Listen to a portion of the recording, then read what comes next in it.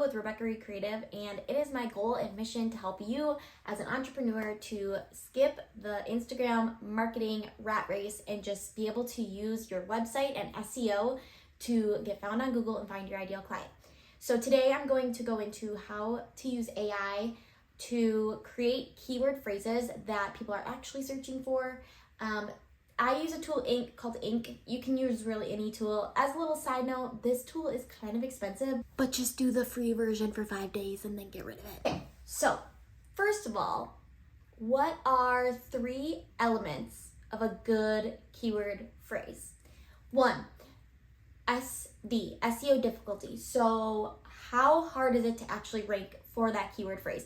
If you are using Copywriter, there are a billion other copywriters who are using that phrase, and not only that, but they've probably been using it for 10 years, and so they have tons of pages on their website using that keyword, and on top of it, they have the credibility of 10 years on their website. So you're not going to probably rank for it. It's going to take you 5 years. So how can we make that keyword phrase even more niched down to your ideal person so that it's actually something you can rank for? So that's SD. The next thing is volume. You want it to be a high volume, ideally, like you want people to actually be searching for it. And then the third thing is making sure that it's a keyword phrase that your ideal client is actually searching for. So incorporating your ideal client into the keyword phrase is probably going to be very helpful for you. So if you're a photographer, maybe you are saying, wedding photographer, right? Because like your ideal client is brides. Wedding photographer in St. Louis. That might be your keyword phrase. So I'm going to flip around the camera and I'm going to show you this tool and how I would use it to find the perfect keyword phrase for you. Okay, so again, I'm just doing the free 5-day trial. So enter primary topic. So for me, maybe this is I'm a Squarespace website designer, which that might be too specific, but we're just going to go there. Actually, let's just say website designer because I do design on Showit as well. Target audience. So this is where I was talking about. It's important that you're actually, trying to create a keyword that your ideal clients are searching. So photographers. And then choose an audience objective. If you're like, I don't know what to do for this, they have some ideas on the right-hand side.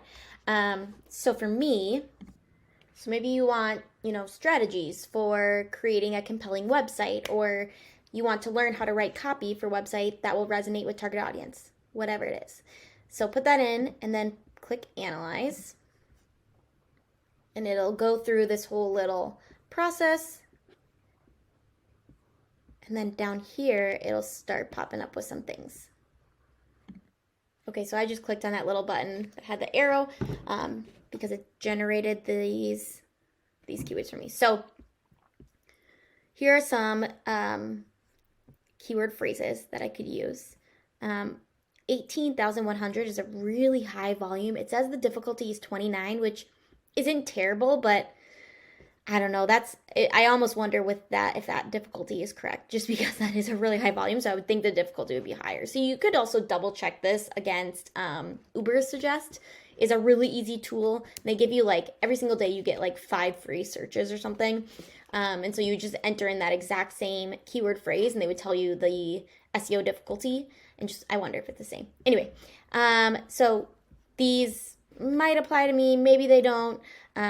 But I would, find one that has a higher volume, maybe in the thousands, and then a SEO difficulty between 15 and 30.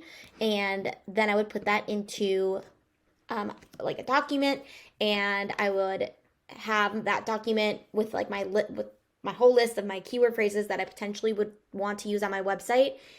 And from there, I would then choose 3 keyword phrases, and I would just focus on those 3 keyword phrases and see where can I organically put these keyword phrases on my website. So let's go to the back end of my website.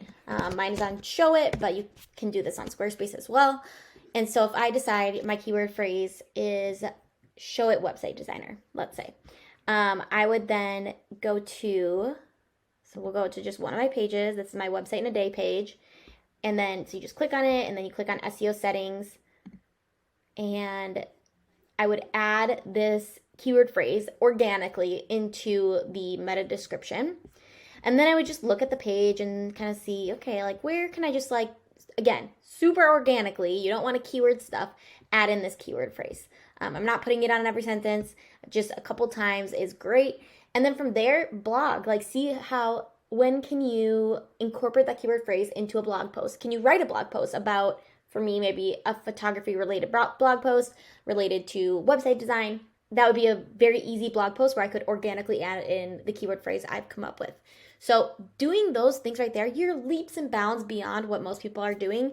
And hopefully that will set you up for success in getting found on Google in the next couple months. At least maybe it will take a year, but hopefully even faster than that.